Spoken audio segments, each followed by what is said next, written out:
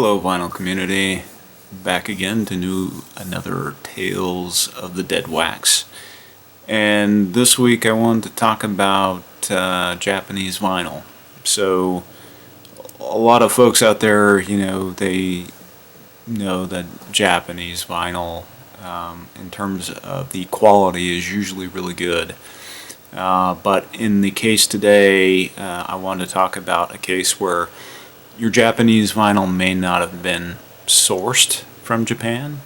So I'm talking about the mastering, the lacquers, and everything. And the piece I want to show you is this guy right here. So this is Madonna's Like a Virgin. I think this is a fairly well-known album. The nice thing about this guy is you can get it fairly cheaply in the used bins here in the United States. And what I'm really curious about is Rhino is doing a 180 gram reissue of this very title. Sometimes I wonder why, because I think I picked up this copy in a half price of books for about $3, and it's really a great copy. No scuffs or scratches on it. This is what the inner looks like, and just to show you the record. So this is the label. Now I just happened to pick up a Japanese version of the very same title. So you got the very nice obi. The back is identical, so you flip it over and it's like this. Now to show you the label again, they just practically duplicated the American label. Now this is where looking at the Deadwax becomes extremely valuable. So if you look at the Deadwax, you see some key things, and just to show you, here we can see both the Japanese and the American version. The mastering was done at Masterdisc, which is a mastering studio based in New York, and you see an RL. That RL stands for Robert Ludwig. You see it on both the Japanese and the American versions. Another interesting feature, so the inscriptions are practically the same. A lot of the Japanese vinyl, they don't use hand-scribed inscriptions. At least for the Japanese pressings that I have, it's all done by machine or they're stamped in. Hand inscriptions, yeah, you don't. At least for me, at least what I've seen, it's not common find that here, but there is a few differences. So you can tell, okay, the lacquers were cut in the same place, but the Japanese, it looks like they chose a different test press. So on side 1 there's a set 2 indication that you don't have on the American version.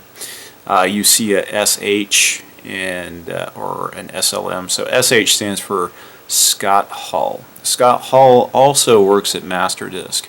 And just to go off on a tangent for Scott Hall, so Scott Hall is a phenomenal mastering engineer. He has his own website. In fact, he bought Masterdisc. So Masterdisc is still doing mastering today. And I recommend checking out Scott Hall's website. I'll include a link down below. And Scott Hall has some wonderful blog articles about cutting vinyl and mastering to vinyl. I highly recommend these. They're very informative. But just to go back to the story here, so this version of Madonna's Like a Virgin is essentially, the American record for all intents purposes. The Japanese, they may have listened to a test press and they just liked one test press a little bit better than the other. So for a future version of my audio comparisons, I think I might do this guy. I'm curious to see what the Rhino version will sound like, but I'm hearing that it might cost around 30 bucks, which I think is ridiculous. I don't know if I want to go there yet, but I think it'd be very interesting to see how much of a difference, if any, there is between this and that.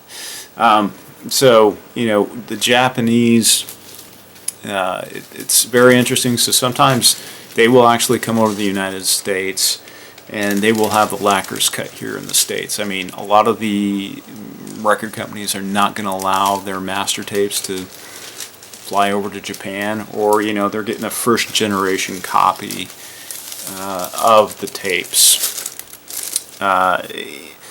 So this album in particular, just to go back to it, so the tapes resided in New York, and, you know, tapes that are on the East Coast, they don't like them to go coast to coast. I mean, they're very protective of the masters once they're made. So they cut the lacquers in New York, and then they took it to Sheffield Labs, which is in California, to do the metal work.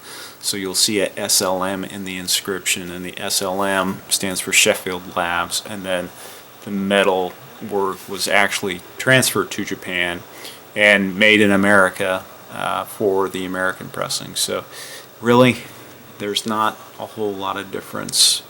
Now, really, I'd like to do an auditory comparison, so maybe for a future video. So, do you have any Japanese vinyl? Take a look at the Deadwax and see, was it truly sourced and mastered in Japan? So, if you got a comment, shoot me one down below. Thank you for watching, and hopefully I'll do another one of these next week.